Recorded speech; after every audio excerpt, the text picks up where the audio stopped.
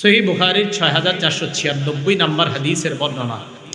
এই হাদিসের মধ্যে আসছে ক্বালা রাসূলুল্লাহ সাল্লাল্লাহু আলাইহি ওয়াসাল্লাম, আল্লাহ নবী বলেন, ইদা দুকিয়াতিল আমানা ফান্তাজিরিস সাআ।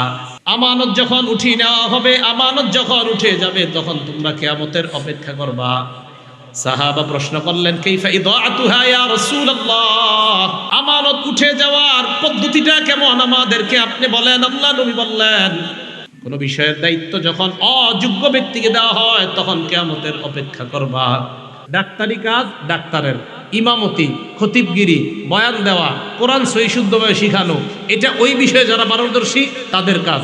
তো তাদের কাজগুলা তাদেরকে না দিয়া অন্য অযোগ্য ব্যক্তিকে যদি দেন, এটাই হবে কিয়ামতের আলামত যে আমানত উঠে যাওয়া। অথবা আলেমের দায়িত্ব যদি কোনো জাহেলকে দেন, তো বুঝতে হবে কিয়ামত আর বেশি বাকি নেই। এটা মাথায় রাখবেন। এটাই বললেন রাসূল আকরাম।